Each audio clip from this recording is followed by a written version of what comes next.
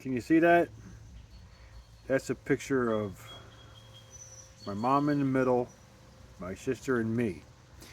That's the day I got out of jail. All three of us are wearing Bucks County issued uh, hats. They're all orange. That's what I bought my family for Christmas the year before. And when I got out, we all wore it. We all got a picture with it at the same time. So that was a pretty good day that day. Being released from jail and then being able to come back to see my mom and my sister and get over this Bucks County thing. That was the same exact day I got out of jail. And I'm talking about that because my mom is my hero. Um, she, I learned how to not give up on your child from my mom. Um, it's important because she taught me from an early age you don't give up on your kids um, or your children. Today's a pretty euphoric day, a cause for celebration, because this is the first time my gut has uh, really told me that what I feel is true. The gut feeling I've been feeling for the 20 years about the mishappenings with about my son, um, come to find out that it was all internal was really hurtful. Being told by Bucks County that there is nothing there for so long, and hearing all the people that I've spoken to say that there's nothing there, there's nothing there, there's nothing there, between the county and select friends, the people who were involved with this, the people who got involved not by my choice but by their choice. Friends of mine that I've had for a long time. I told my sister a long time ago, the week before or so I got arrested, that I told my sister, she came up for a visit from Atlantic County to my house, and she brought her new boyfriend Frank with her. And we spent about 2 hours or so. They were coming from a stay overnight for the weekend, and I told them, I said, as they were getting in the truck, I remember exactly where I was standing, and I said, it feels like their knee is on my neck and I cannot breathe. And I told that to my sister. I said, listen, they're doing weird. Bucks County is doing weird things. They're doing things that are like way out of character for them. And come to find out that they had been doing nefarious things against me. And I was right. That feeling I felt with their pressure, then it was my friend. I don't know if I said her name before on camera, but I'm not going to say it this time just in case I didn't say it before. But my friend came to me, who I've been friends with for a long time, love her to death, love her family, know her. We've been friends for, I don't know, 8 years or so at the time. She tried to give me $500 so I can get a lawyer, years beforehand to try to help me um, get Josh. So she was always on my side as far as that goes. And then it was weird. I was over at her house, and then all of a sudden she starts hysterically crying, and she's moving her feet up and down, and she's saying, "Don't go after Josh! Don't go after Josh!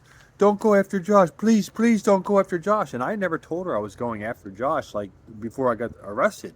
I never told her any of these things, and she's coming to me and she's saying, don't go after Josh, please, please don't go after Josh." And she was drunk, okay, but I get that, but she wouldn't elaborate. She just kept telling me, "Don't go after Josh." But this is the same girl who gave me $500 check to go after Josh, is now telling me, "Don't go after Josh." And then that was the weirdest thing. She wouldn't elaborate.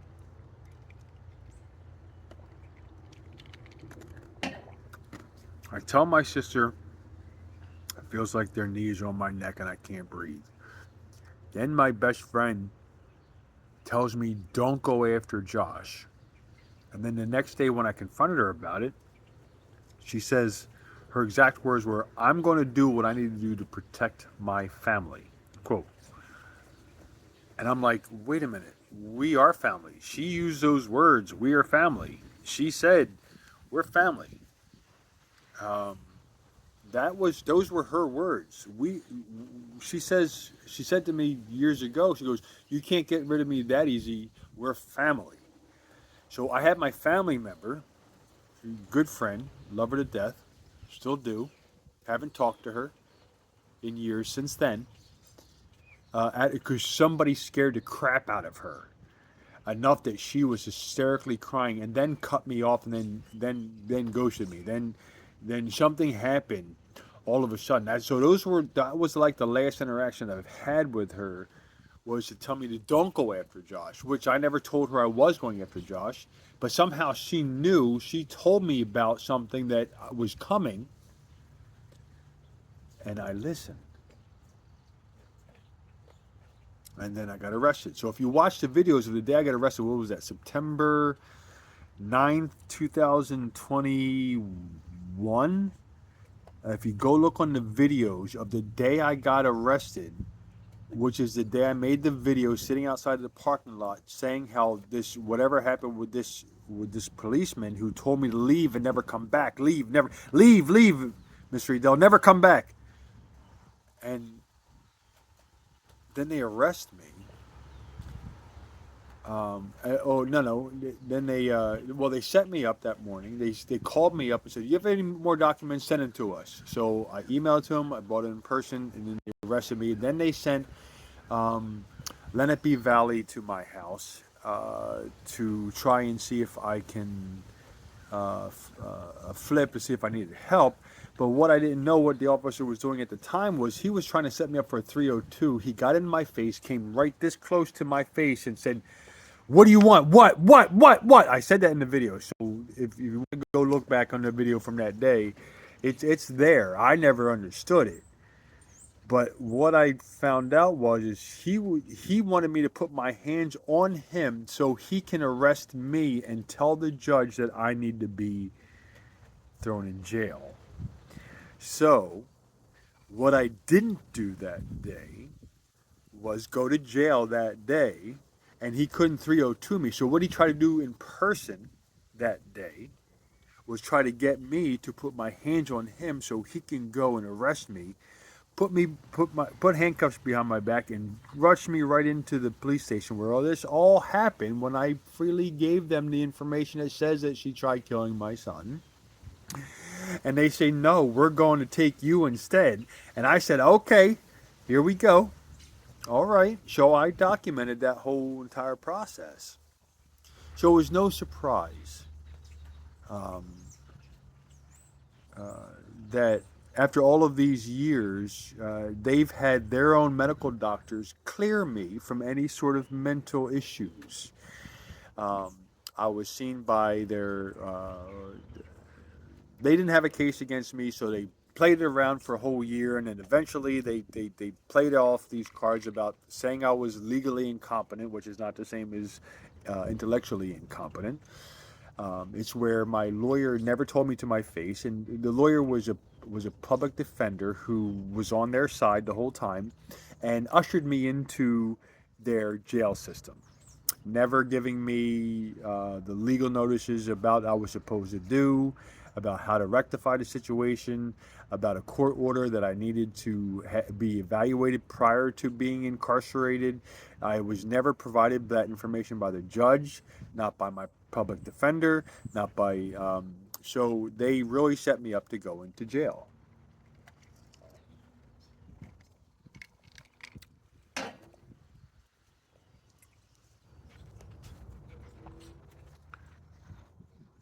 Where I spent the year or so after I got, as I was getting arrested, when they told me to leave, I packed my stuff up and I left. And I took a 4-month road trip from Alabama, from here to Alabama and back.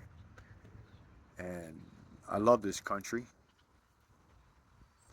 So I guess my point is that when I came back, heard there was a warrant for my arrest. I came and turned myself in. I came back to turn myself in, and uh, and then they got me.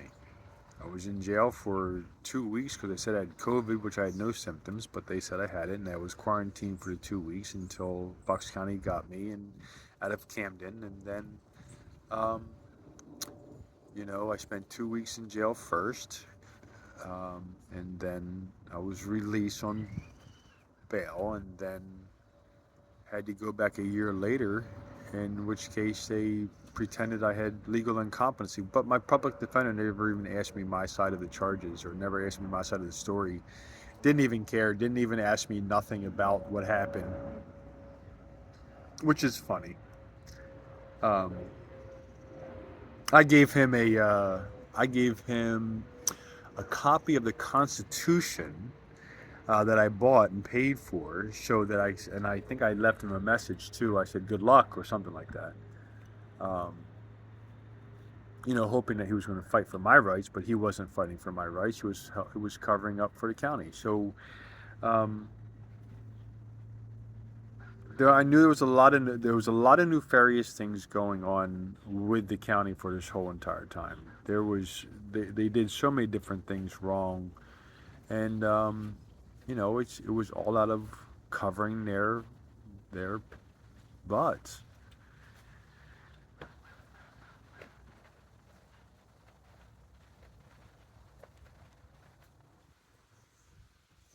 I'm still here. I haven't gone anywhere. So I'm thankful for my mom, who taught me to never give up on your children. She never gave up on me. The reason why I am so compassionate for people who have mental health disorders is because um, like I said, I love my mom, but she made a mistake with me at an early age. I was 6 years old. She made a lapse of judgment. She made a mistake, and guess what she did? She spent the rest of my childhood. Um, I don't want to say making up for it. She used nonverbal communication to tell me that she loved me. She enrolled me in so many different activities: karate, wrestling, cooking, band, piano lessons, guitar lessons, trumpet lessons. Did I say karate, wrestling, gun lessons with the NRA, Cub Scouts, baseball? I said band. Um, that picture, uh, I took her to this after I met Goliath. I had a an event in Arizona with Dish Network, and I invited my mom along, and I paid for her trip, and she came with me to Arizona, and we took a trip around the Grand Canyon. My mom and my relationships are solid, but I'm saying this because I never gave up on my son. I've been told to stay out of his life. I've been told to stay away. I've been told kicked out of Pennsylvania, all because I wanted to see my son. If that's extreme, that is exactly what happened. Um, it shouldn't be that difficult to be able to talk to your child. It's not. It really isn't. But my mom made a mistake, and I've forgiven her. And that's why I have this forgiveness towards Goliath, because I understand people make mistakes. I'm not going to go into I'm not going to go into what my mom did, because that's not what's important to me. What's important to me is how she showed me how much she loved me, and the things that she did to help heal me. And this was a journey with my mom of healing. And the difference between my mom and this situation with my son is that um, my job as a parent is to help protect my son. And that was taken away from me on several occasions. And within Bucks County, and the mother, Goliath, who chose to lie and never do anything to help my son, calling him a business, the nefarious things that she has done. Okay, that's I understand people make mistakes. I'm very compassionate towards that. But never, ever has this woman ever had 1 ounce of um, sympathy for our son through this whole entire experience. So my mom is my hero because she picked me up and she took me and my life became a lot better. I have achieved more than I could ever have achieved. Um, I'm proud of it, and I'm almost want to say that there's so much that I've accomplished in my life that I've probably accomplished a lot more than most people. And my knowledge of the medical field, the legal field, the psychiatry field, um, those are not things that were important to me growing up. So in which case, I got to change the preface for the Goliath after today's events that have unfolded. I wrote when I was writing to protect Josh. I did it with the whole premise that justice is for all. Justice is for everybody. As I was taught going through school, there is nobody above the law. And what I've learned that is so me writing the book was trying to help Josh because they didn't answer, but now it changes because I did it on the basis that there is justice and that there is equality and that there isn't a conflict of interest because I remember taking tests in grammar school about the judicial system, about how we have this government and how it's supposed to work for the people, by the people, and whatnot. And then I come to find out that my county has turned its back on my son, on me, and they really don't care. We're just collateral damage for their bigger picture, for whatever it means that they needed this woman to possibly rig cases in their favor. So that is tragic. And it's not good for people. And if people who are caught up now in the CPS system got wind of how the Pennsylvania, um, I've spoken to so many parents when I was Ubering and lifting, and one woman in particular in Philadelphia, a heavier shit woman, she's got a good following. I spoke to her and she said, man, CPS is coming after me because my kid's overweight. I'm like, girl, let me tell you something. Overweight? Okay. Well, you want a story to come back to them? And I said, listen, how about this woman who tried to kill my son and who works for the county, who they've never done anything? And she's like, wow, man, that's a lot. So if this woman's getting persecuted by the Commonwealth of Pennsylvania through the Pennsylvania CPS system because her child is overweight a little bit, why not a head trauma that got covered up? I don't understand it. So the people who have been bullied by the different counties in Pennsylvania because of their parental ways, well, what happens when one of their own? So CPS was not made for people who work for the system. There was no flags that came up. There was no um, the system isn't made for people within the system who to get caught by the system. So that's why Bucks County was able to cover to hold my phone calls and the doctor's phone calls up because it ends with them. It ends with them. They are the last resort. They are where the phone call goes from Harrisburg to the regional center to another center to Bucks County. So my phone calls, the doctor's phone calls, went through those systems, and they have track of that record. Very easily to find out.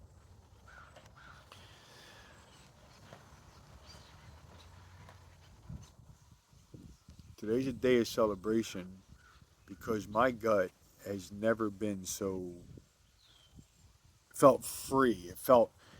I felt this relief. I felt like it was like an almost physical uh, manifestation of the sigh of relief of thinking, wow, this is what it comes down to, huh? This is what it was all traded up for favorites, for favors, and for cases and things like that. And I'm like thinking to myself, my son's not a business. When this woman called my son a business, I had no idea she was really making it a business. Like I was a business. They wanted me to go after her for everything that she tried doing against me and my son. And I did not do that. Shame on them for trying to try to get me to be something I'm not. I'm a born again Christian. My pastor is Joe Foch from Calvary Chapel. Calvary Chapel from Costa Mesa, California, is the same uh, Calvary Chapel that Charlie Kirk had gone to. Different different areas, but same church. So, am I so wrong for trying to go about things the right way? I'm proud of myself. I've always gone to the police. I remember going into the state police saying, listen, I want to show you this document that says that my child has been abused. And you know what they did? Nothing. Um, but I went there um, in the prone position in a very non-threatening way. I sat out for about an hour before I went inside to try to tell them. And when I went there, I had some uniform officer come back to me and give me um, the textbook answer to what a court reporter is, does, and who they're accountable to. So it was very, very, very weird. So through all of my experiences talking about this throughout this whole judicial system that's supposed to be protecting us and to serve us and to keep our streets and our cities and our state free from people like that. The same people who put people in jail protected a woman. Now go figure. You had Rodney King, then you had the guy with the knee on the neck, and you had a few other people. I mean, when is this going to stop? When is it going to be? Why haven't we learned anything? I thought we were evolving as a civilization that we're so far back behind that we think it's okay to play games with people's lives like this. I mean, these are the Bucks County people are the people's job is to swear they swear an oath to serve and protect and to do everything according to the law. But what happens when the people it was the Wild West with these people?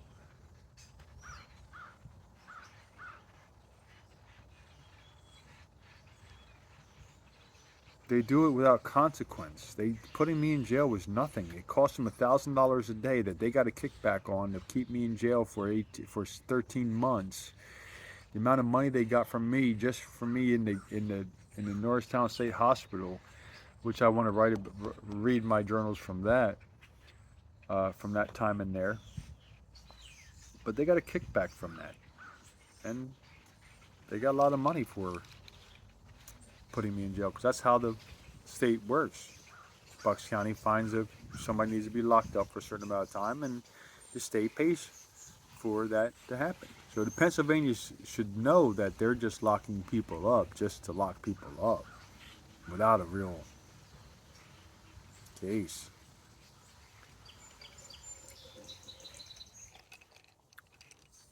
Or they're messing with people's livelihood. I mean, my livelihood was jeopardized from jump. I went from making 100,000 a year to selling Sprint cell phones in Best Buy, trying to pay my son's support. The son I can't see, the son I got to pay for now. The son that we split, we said we verbally and on paper said 50-50 joint custody, and now I can't see him.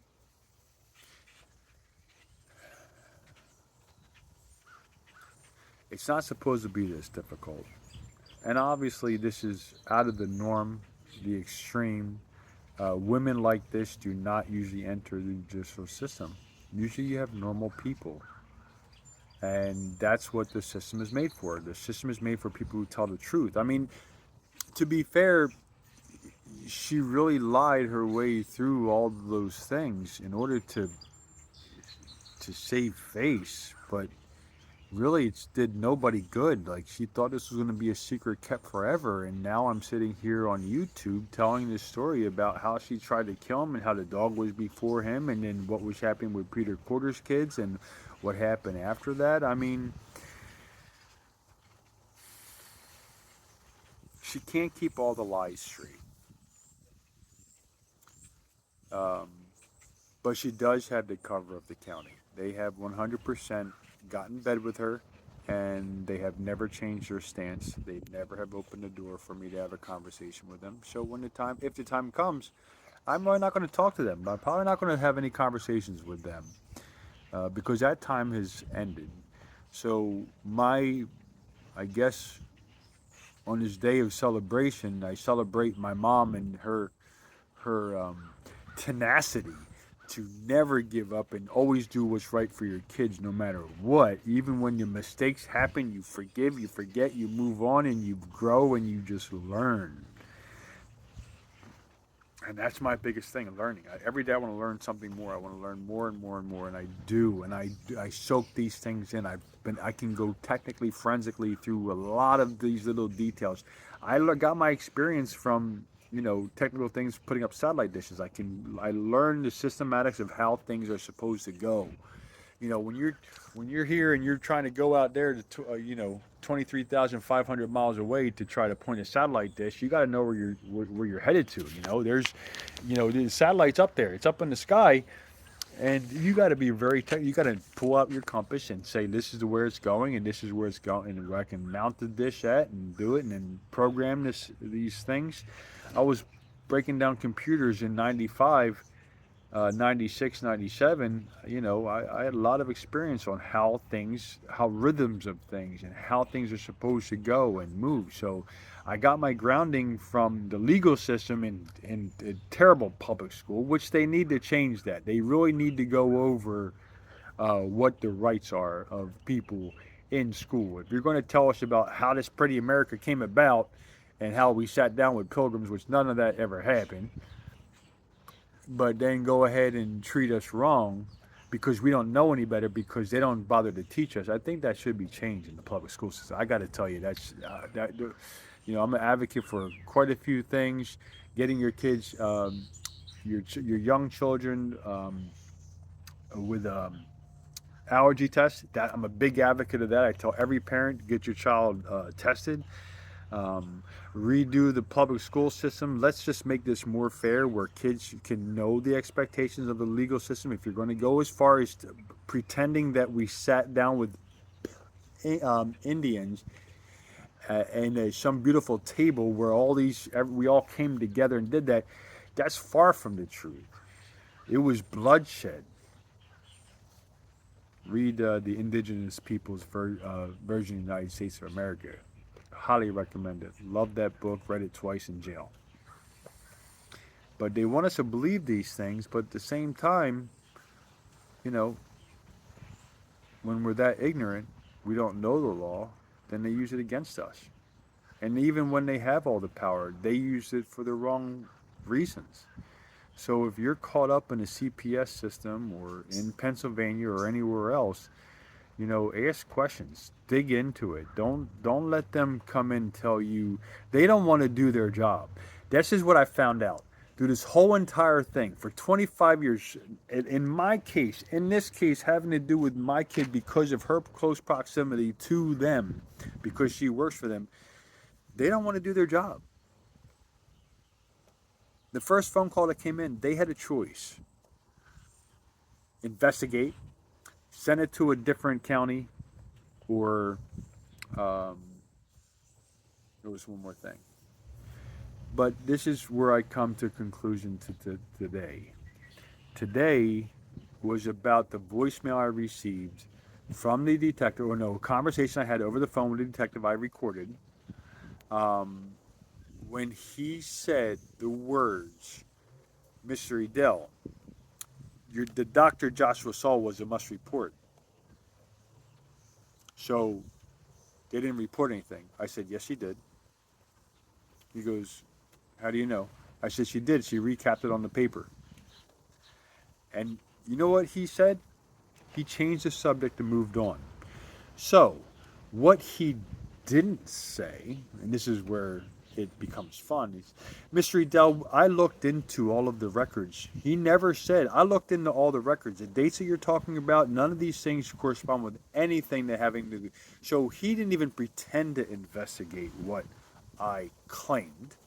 He just went for passing the buck to the doctor, but he knew that doctors are must report. He tried using that to calm my nerves down and say, well, Mr. Duff was really serious, she would have called. But the thing is she recapped it. If she recapped it, that means she called. She wouldn't spend that time recapping on that paper on August 23rd, 2003, a recap after everything if she didn't plan on using it. So she did. I know she did, and that call got covered up. But the detective, I told the detective to his face, I said,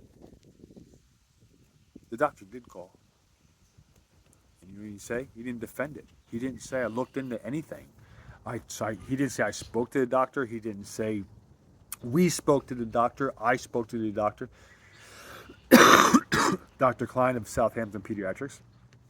Nothing. I got nothing from him, which is just as much as saying a lot. So the verbal, nonverbal communication, he didn't say I investigated this whole thing. I looked back on the records. I saw when Miss Sola I saw when Goliath started.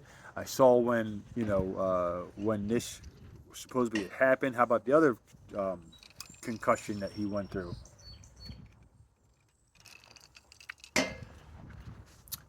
None of that. There was nothing in there that made me feel when our conversation was going on that a investigation was done. It was a thrown in the, just tell them whatever, shut them up, get them out of here. And that's what all these other people have been doing with me since I've been calling them up and saying, look at this, look at this, look at this. Let's look. And they say, no, no, no. I say, okay, okay, okay. I'm a very, very, very, very patient man. Got lots of patience. You want to change the game. You want to change the rules. You want to not investigate and do your job. You don't want to do your due diligence. You don't want to get out of the way of conflict of interest. You want to put yourself in the middle of conflict of interest. Okay, let's do that. And then let's see how it works out. So here we are. Here we are. It doesn't even make the book even important anymore because at this point it's like it's not about her, it's about them. It was only about her in the beginning, but then when she failed to come at me and to get me, like she was trying to get me to be physically violent with her, and I never did. So she had to pull them in and get them involved because she couldn't fight her own battle. She couldn't. She tried for years to get me to go over there and to say and do carnal things, which is against everything I stand for. They attacked me in jail. They had me attacked in both places. I was attacked unprovoked in Norristown State Hospital and at Bucks County Correctional Facility. So what they couldn't accomplish out in the streets, they turned to other people. Like I said, unprovoked. I didn't say two words to these people, and I got assaulted 2 times in 2 different places, unprovoked. And they're trying to create something that is not there. They've been trying to get me to be physically violent for 15, 20 years. And I never flipped. I never changed. I never wavered because I know who I am. Because my strength comes from God. And I hold tight to His Word.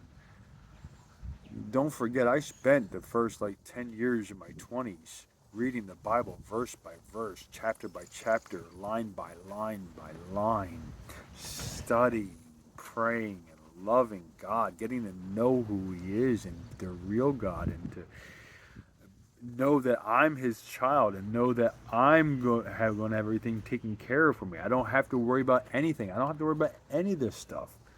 It's not in my hands. I'm just doing what I'm biblically called to do, and that is to protect my son. Now, I went into this rabbit hole with her, with him, held his hand while we went into the rabbit hole together. The only difference is that I'm coming out of the rabbit hole, and my son, he's still in it. He's still wrapped up into things that she said that caused more conflict between him and I.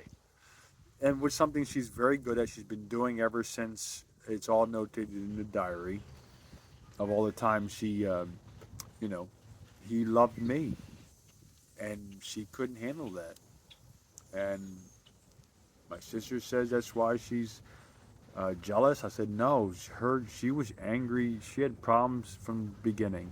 It was never about my relationship and how good Josh and I are together. It was always about, my sister has this crazy thing that, the Goliath is jealous of my relationship with Josh. I said no. She was attacking me from jump, and she never stopped.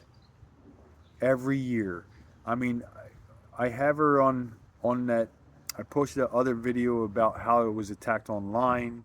I posted those pictures of those things. And then she's talking to my family member recently, what I'm doing, where I'm at, very specific. What you don't know what he's doing. How do you not know what your brother's doing? Why are you wanting to know? So, I mean, my sister never even said any of those questions. Didn't say why. Didn't ask why she wanted to know those things.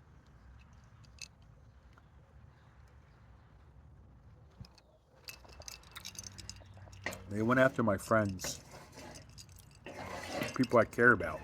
They went after my son, people I care about. They went after me. This hurt my family. This woman went after my family and my friends and the people around me, my neighbors up back in Bucks County. I mean, there's nothing that this woman wouldn't do to keep me, to shut me up and to go away. She wants me to shut up and go away. Well, sorry. Luke 12 says, what happens in secret will be shouted from the rooftop. And woman, this is the roof. Well, this isn't the rooftop. I'm just sitting on the deck. With a dead tree behind me. Love that.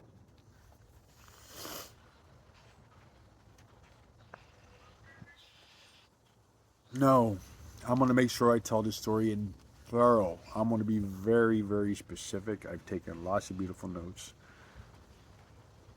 But it's a good feeling to know that moving forward, as I start to talk about the diary, all these different interactions that have happened were all like a distraction. Like, she wanted me to keep my eye on her, and I failed to do that, and I kept my eye on him. Because I keep my eye on God, because I was able to be a good father throughout this whole entire process. And that's what I love about my personality.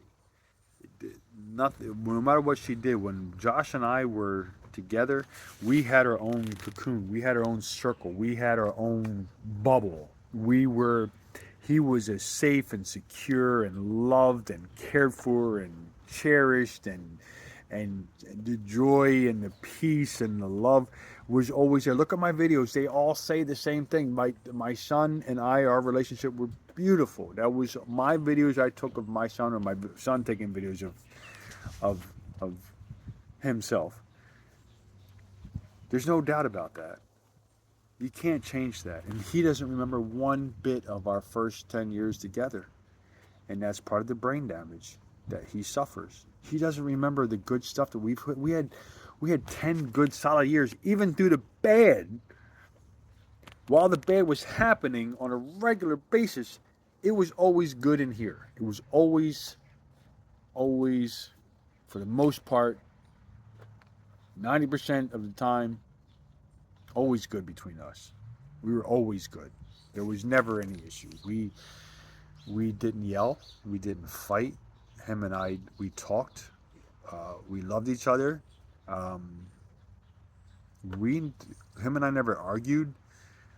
That wasn't. We didn't yell in my house. It was very calm. Ask all the people I babysat for. Ask them before my son was born.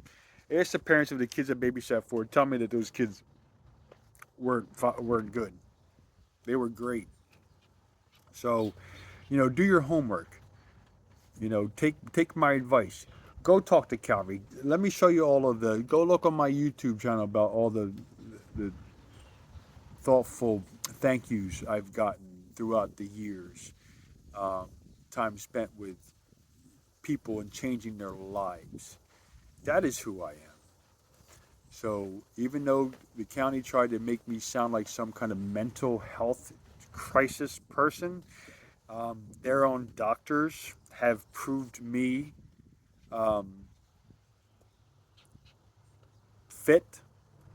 Their doctors in Bucks County, then Norristown State Hospital, then back to Bucks County. At no time was I diagnosed with any sort of mental illness. I was not prescribed any medication. I was not giving psych drugs. I was given Claritin and vitamin D for my 13 months that I was incarcerated. I was never given anything more than that, except for the pain when I got assaulted. I took some a sedative just to calm my nerves down. But that was something that they offered, and I said, sure, okay, I'll take that.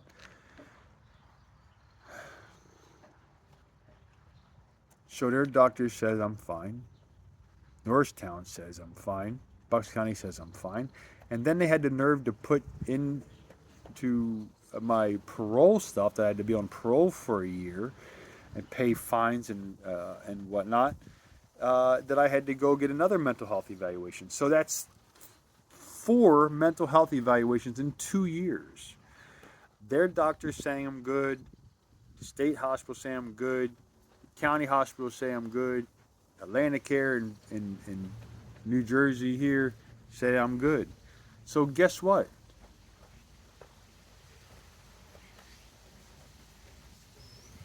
Whatever they were hunting for, whatever they were searching for, whatever they were trying to get out of me, it didn't work.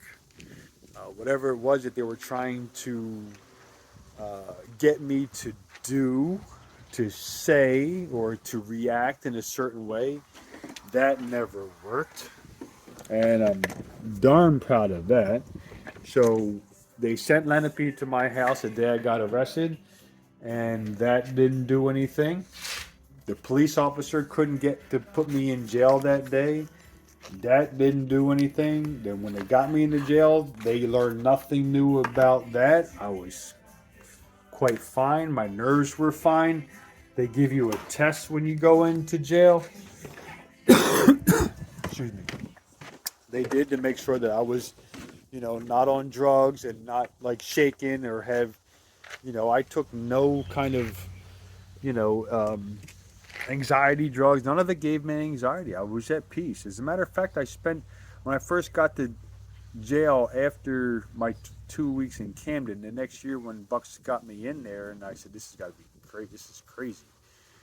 Um, you want me to take an evaluation, you don't even give me the form that the judge signed that says, hey, we need you to take this, and nobody gives me this evaluation, then they lock me up because I didn't take the mental health evaluation that they said was signed by a judge, but nobody couldn't provide me with a copy of such document.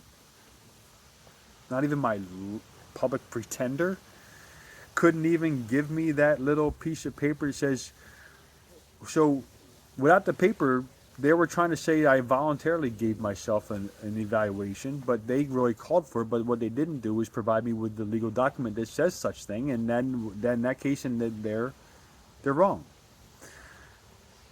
and they still locked me up. So my first 10 days there, I spent fasting. I spent fasting for 10 days. I was praying. I was on my knees. I was asking God. And the only thing that came to my mind was Luke 12 when it says, when you stand in front of principalities and powers or the legal system don't give a thought about what to do or what to say, because I will give you the words to say. And I remember one time being, and I'm going to post this transcript too, and post a picture of my hero, my mom. Um, but I remember going into jail and just feeling whole. I felt, um, you can't hurt me. Um, I stood in front. Oh, I was saying about the transcript in court. When I told the judge to his face in court after my arrest, in between the incarcerate or in between the competency fiasco, um, I told the judge. I said, "Your court reporter." What I say? It's in the transcript. Your court reporter is a child abuser. And I have told this to the county for so many years. And you know what the judge said? I can't wait to post this. He goes, I don't know anything like that. I don't know anything about it. So I have it in writing. So the judge, not knowing about Goliath's child abuse stuff, well, he does know because there were multiple phone calls. So he perjured himself. What his cohorts that work under him or work with him or in the same building, they're the ones who covered it up from jump. So they're not going to go say, "Hey, Mr. Judge, we made that call go away, so Mr. Dell's not wrong." So they wouldn't stop court, but they didn't do too. They didn't stop the court and say, "Mr. Dell, talk to the DA over here. We want you to talk to this DA over here and tell them what you just told me and have a conversation." He didn't stop court. He just kept on rolling on, baby, like it wasn't even there. I love that. He was speaking volumes uh, to me. He was telling me what the system isn't doing and what they try to do. So that was a that was that was a lot to take in. The fact that I told him to his face that she's a child abuser.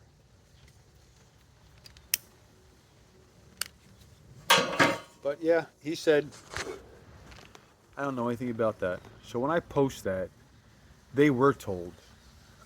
His department, his system, uh, the Bucks County system knew that I had called. And the only thing difference is I've been calling saying help, hey, I need your help for so many years. Um, how do they not know? How do they, I mean, I understand judges are supposed to be impartial. They're not supposed to be learning each side. But let's just be honest here. This system, this Bucks County system, when it comes to this situation, is very corrupt. And the fact that they never tried to do their due diligence and to investigate, but they also didn't try to have another county uh, not cause a conflict of interest. They never summons another county and say, listen, we can't take this. She works for us. We don't want anything to do with it. They never bothered to say anything like that. They never stopped the court and said, Mr. Edel, talk to the DA. Let's just get this thing straight. There's so many, there's so much. I don't know anything about this. There's so much of that. It speaks volumes to the latter. There's so much there, and I'm not wrong. And I want to thank the Bucks County detective who helped me crack this case this week today.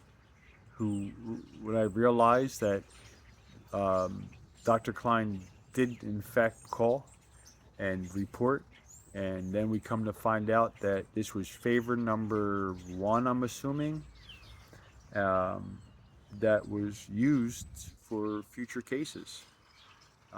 It's the only thing that makes sense as to why my son was looked over for abuse call, um, because the abuse was really there, and they tried to make it no so. So just because they don't want to believe it doesn't mean I have to. I don't believe it. I know that I believe what the information I have. I believe that there's a lot of shady stuff that transpired, and my son's life, is according to what's happened. FDIA, he's in danger. If God forbid she snaps, seeing these videos, and she, God forbid, harms him, like that other mother who drove down from Pennsylvania to the ocean, drove her car into the ocean to kill her kid. These things aren't far-fetched, people. Not far-fetched at all. Do your research. Do your research. But you don't tell somebody that they have mental issues. You don't tell a person like Officer Glock did to me in April 7th, 2020, uh, that asked me if I have mental health issues, because I'm going there in person to try to help my son. And if a police officer is asking me before I even get started, lied about knowing Judge Rubenstein, lied about knowing Goliath, right from jump, he lied to my face, and then he insults me and kicks me out and tells me I need to go protect and serve the real citizens of this town, and pretends that he did a child abuse um, call that I made, and then he illegally doesn't call Childline and report the Childline of my showing up in person, which he was supposed to legally do at that time and never did it. What does that tell you? That phone call should have happened from him when I did, because the state police, when I went there with the same information, you know what they did? They called the child line and they put a tip in. And guess what? That's in the system. But what Officer Glock did from Bucks County, from Yardley Borough, didn't do was call and make that same call, because they're in the middle of hiding all of this crap. That's why they never gave me the video of that day, what happened in the back of the police department, where I was forced and having this police officer in my face yelling at me to leave and never come back. And what do I want when I'm just there to try to give them the information that they asked me for? So good people, in my thought process, Officer Glock, Chief Kelly, Sergeant Golden, well now Chief Golden, these people were all put in by Bucks County into play to make me go away. These people are not in my town that I live in. I don't have any run-in. The only run-ins I have with these people are about this case. And before that, I was treated normally by police officers until I met this one little small town in Pennsylvania, in Bucks County, Yardley Borough, who these police just think that I'm supposed to bow out when they say so. They're not my authority. They are not my authority. They're not my God. They are not my um, supreme all and know all. They have no right to tell me to leave and never come back. I didn't do anything wrong. I don't understand why I had to leave, pack up my car and go on the road for 4 months in fear of what else they're going to do to me, or what they actually did do to me. So, put it to you like this. This changes the outlook of my book, because now my book has to be done in the way of, this was intentional and on purpose to provoke something out of me. But the worst part about it is none of it was to help my son. None of it.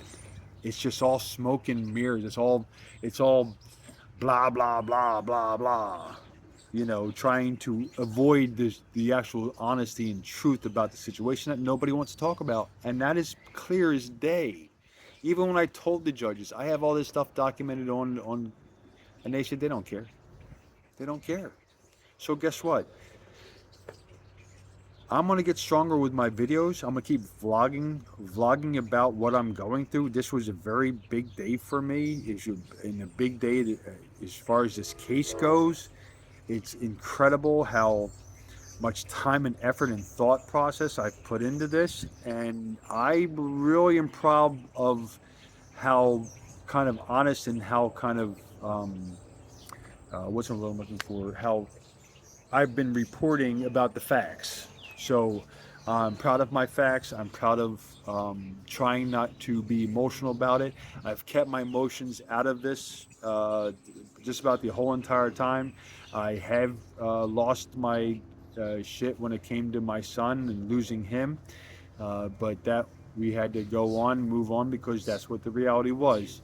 And so I've kept myself in check this whole entire time, and nobody can say otherwise. So, all that to say is happy Friday, everybody. Listen, love the people you're with. Be kind to each other. Love one another. It's free to be kind. It doesn't cost a thing. There's no app for it. You don't have to download it. You don't have to go get it from your app store. Being kind and loving each other and forgiving each other and caring about each other. That's what we need to do. We need to care for each other. But when our government is telling us to do quite the opposite, that we need to incite violence on our own, it goes against our core values of who we are as Americans. When our government tells us that we need to take matters into our own hands and to go satisfy them, I find that very odd. I find that very disturbing that when you go and you tell the police, I need your help, and they say no, that we're going to protect somebody else on their behalf, that's a little disheartening. It's a little bit offensive, especially when you got a guy sitting here just trying to do the right thing and just make it right for everybody. That's all I want. Just wants fair for my son. That's all I've been asking for. That's all I've been asking for many, many, many, many, many, many years, is to be fair to my son. And nothing has been fair for him. And that's what makes me a little bit angry. It makes me a little bit angry because he didn't deserve this. He's an innocent bystander. I'm an innocent bystander to whatever kind of crap this county and this Goliath has been trying to do for so long, which it has not worked. And I'm going to sit here on the other side of it, and I'm going to tell the whole story and let all of their friends and all their county people and their state people know what's happening, because this isn't right. And when it's not right, when your gut tells you something's wrong, you follow your gut. And if mine's followed me for 25 years, it's 25 years worth of following my gut. To do what's right for my son is what I'm going to be faulted for in the end. I'll take that because God gave me Joshua, and it's my job to be his parent. And no man can take that away. That's my job. I love that boy to my heart. He's my heart.